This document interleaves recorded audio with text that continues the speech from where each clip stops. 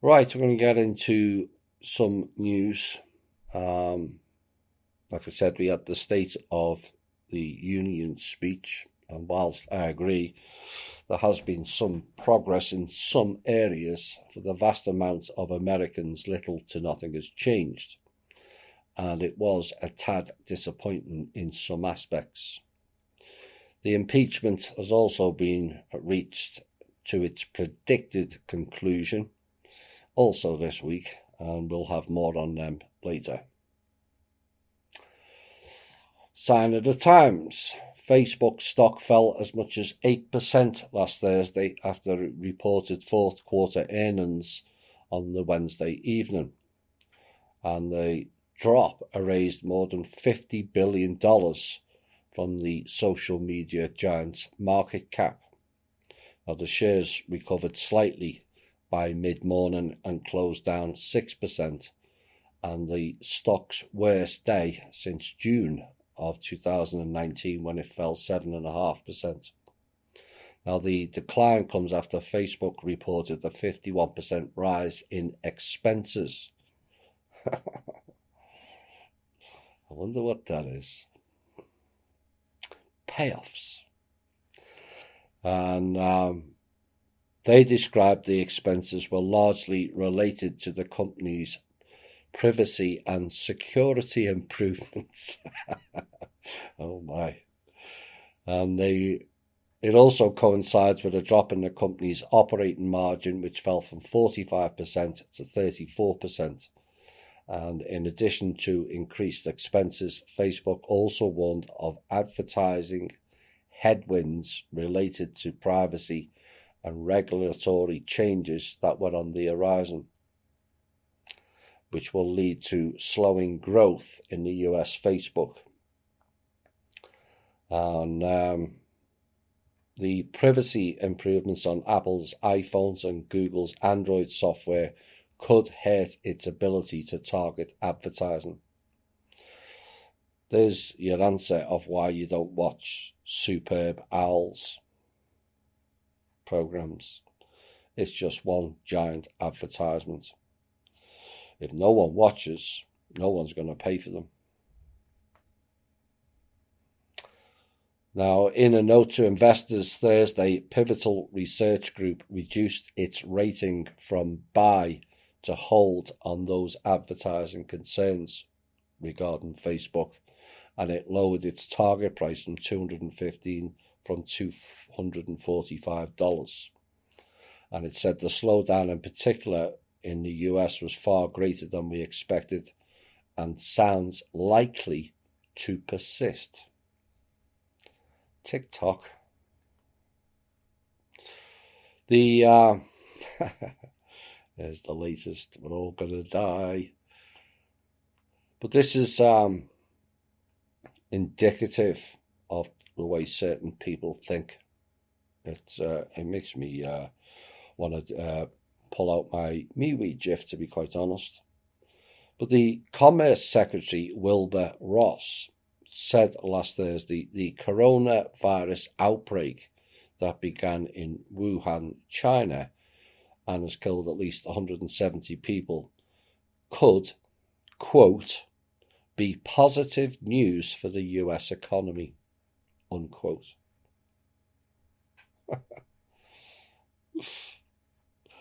Doesn't matter if people die, as long as the money keeps rolling in, who cares?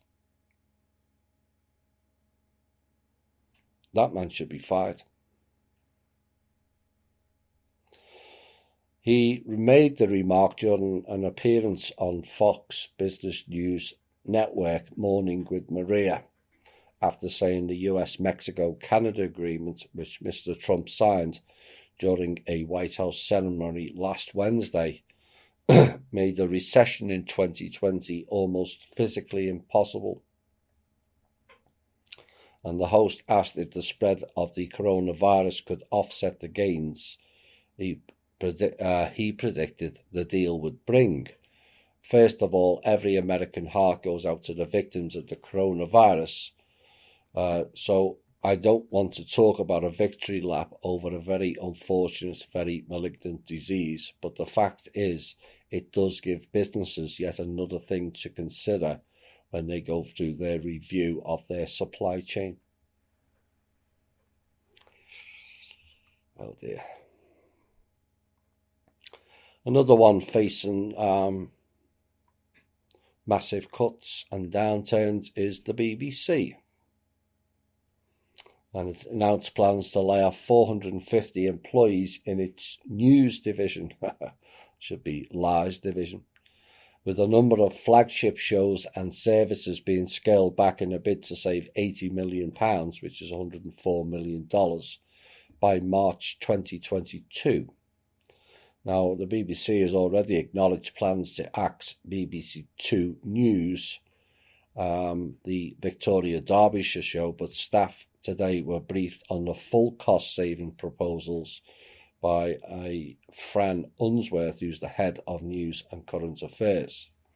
Now, the 450 job cuts represents 7.5% of the BBC's 6,000-strong workforce. And under the plans, the BBC is going to pool its resources so journalists serve different programmes and platforms, including TV, radio and online. Where have you heard that before? Well, we're going to lay people off, but you can stay, but you're going to do 3 jobs now with 1 pay.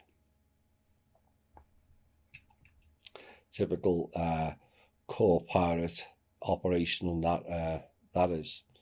And the BBC said this was part of an effort to, quote, reduce duplication, but added that it will result in a reduction in the number of stories that the corporation pursues.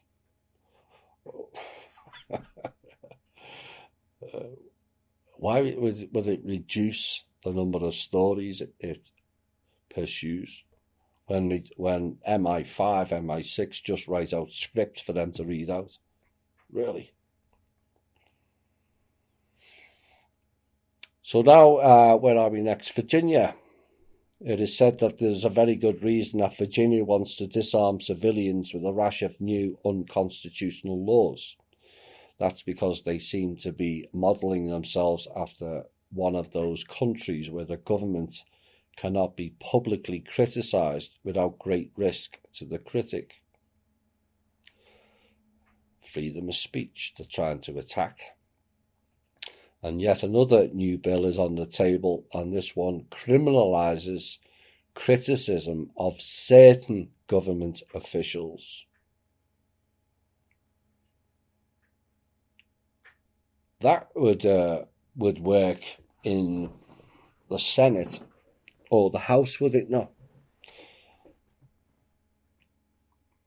Given they seem to say whatever they like about Mr. Trump and get away with it. What makes them any different? Which is why they've put certain government officials, not all government officials, because that gives them free rein to carry on taking the piss out of Mr. Trump and whoever else they deem that is not working for the system. And the summary of HB 1627 proposed by Delegate Jeffrey Bourne says threats and harassment of certain officials and property, also venue, provides that certain crimes relating to threats and harassment may be prosecuted in the city of Richmond if the victim is the governor, governor-elect, lieutenant governor-elect, attorney general or attorney general-elect, a number or member of or an employee of the General Assembly, a justice of the Supreme Court of Virginia, or a judge of the Court of Appeals of Virginia. So in other words, they're protecting the system people from criticism. And in addition, threats to damage property may be prosecuted in the city of Richmond if the property is owned by, quote, the Commonwealth, Oh my. Virginia, the Commonwealth District, and also located in the Capital District, like Pennsylvania. The highest court in America is called the Commonwealth Court. And you still think you got independence? No. Well, this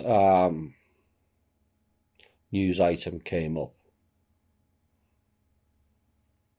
and it's a common theme. It's a bit, it's ironic in a way. It's a bit like Greta Thunberg, where she's protecting the system that made her ill. And there's so many people who have been made ill by the system that then their life gets turned upside down and they end up in very poor situations. And this is one of them. Ashley Menser, who has ovarian and cervical cancer, was given a 10-month jail term for stealing $109 worth of food from a shopping market. Now, the state lieutenant governor criticised the punishment as insane, but the district attorney has dissented, citing the woman's prior record. Now, she has begun her prison term since pleading guilty on January 22nd and was sentenced by Lebanon County Judge Samuel Klein. And the Lieutenant Governor, John Fetterman, on Friday called on the judge to err on the side of mercy in her case. And give the man his due, he offered to personally reimburse the shop for the stolen goods and said, quote, "In what universe do you deserve to be sent to prison for 10 months for stealing $110 worth of groceries?" he asked.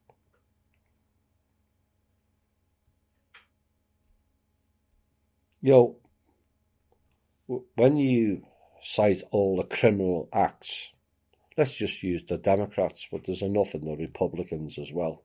Hello, Mr. Romney.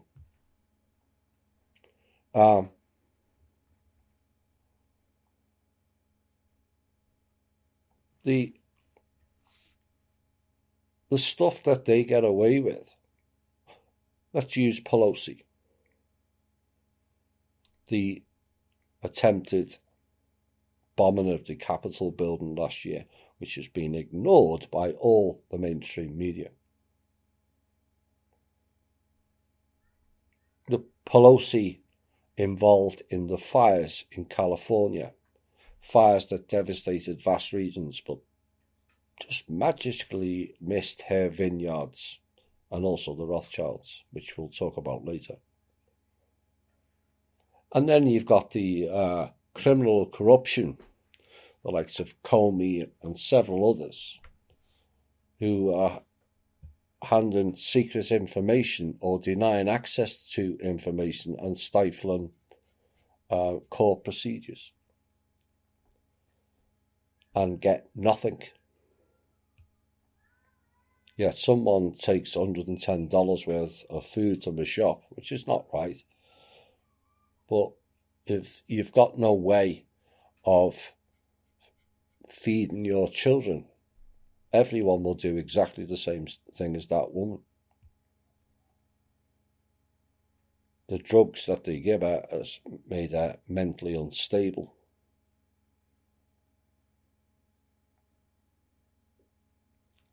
It's just wrong. The imbalance in the just us, not just is system is beyond a joke.